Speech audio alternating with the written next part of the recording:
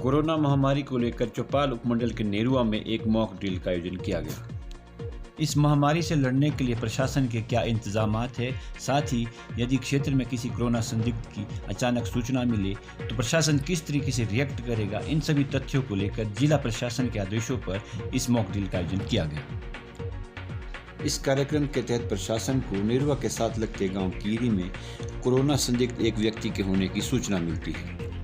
प्रशासन के द्वारा आनन फानन में दुकानें बंद कर पूरे बाजार को खाली करवा दिया गया। साथ ही प्रशासन, पुलिस व स्वास्थ्य विभाग की संयुक्त टीम के द्वारा कोरोना संदिग्ध मरीज को रेस्क्यू कर सिविल अस्पताल नेरुआ लाया गया।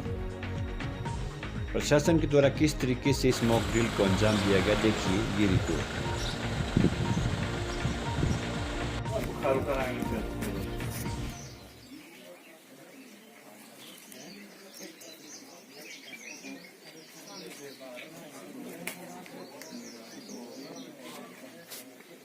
नेरुआ में आज एक मॉक ड्रिल का आयोजन किया गया, जिसमें कोरोना की जो हमारी तैयारियां हैं उसको लेकर के अलग अलग विभागों ने संयुक्त रूप से एक ऑपरेशन चलाया।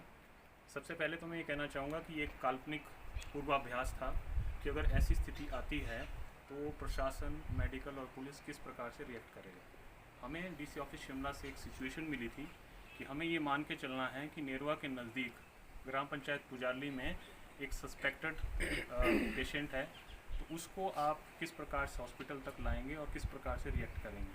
तो काल्पनिक सिचुएशन में हम 1 घंटे के अंदर सबसे पहले तो कंट्रोल रूम में एकत्रित हो गए, जिसमें पुलिस, मेडिकल और जो वॉलंटियर्स हैं सब लोग, उनकी ब्रीफिंग हुई। लगभग 1 घंटे के अंदर हम एकत्रित हो गए थे। फिर यहाँ से टीम्स को डिस्पैच किया गया, जिसमें सैंपल कलेक्शन टीम और जो क्विक रिस्पॉन्स टीम है उनको उस स्पॉट तक जाने की उन्होंने प्रैक्टिस की। 108 को काल्पनिक रूप से हम ले गए और वहाँ पर एक काल्पनिक रूप से पेशेंट जो था उसको हॉस्पिटल तक वापस लाया गया। इसके साथ ही दूसरा जो काम किया गया वो, क्योंकि जहाँ पर पेशेंट होता है अगर कभी भविष्य में, उसको हम एपीसेंटर कहते हैं, और एपीसेंटर के 3 किलोमीटर का दायरा जो है वो कंटेनमेंट जोन होता है, मतलब उसको सील किया जाता है।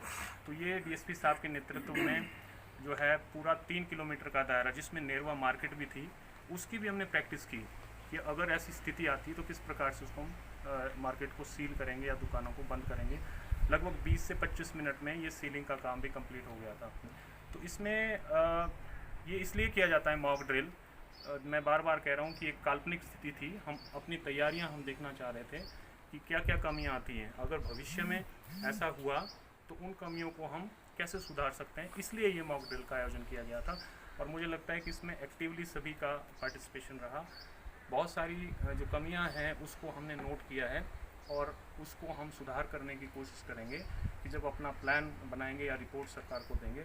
और ये इसका पूरा मकसद ये था कि किस प्रकार से चुस्त दुरुस्त किया जा सके कमी, वास्तविक काल्पनिक स्थिति से ऐसी सिचुएशन को रिएक्ट हम कैसे करें।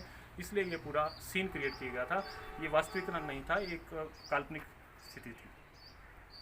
आपने ये बता ही दिया कि ये काल्पनिक है। मैं आपके माध्यम से एक बार फिर बताना चाहूँगा कि ये काल्पनिक था और ये तैयारियों के लिए सारी मॉक ड्रिल की गई थी। अगर कल को कोरोना कोई पेशेंट भविष्य में मिलता है तो उसकी तैयारी के लिए किया गया था। इसके लिए सभी विभागों से हमारा अच्छा कोऑर्डिनेशन रहा, बल्कि हमारे स्टाफ का भी बहुत बढ़िया इसमें योगदान रहा। कुछ निश्चित तौर पर कुछ कमियाँ रही, उसको हम अपने कर्मचारी अधिकारियों को बताएँगे उसको, और भविष्य में ऐसा ना हो उसके लिए पूरी तैयारी करेंगे।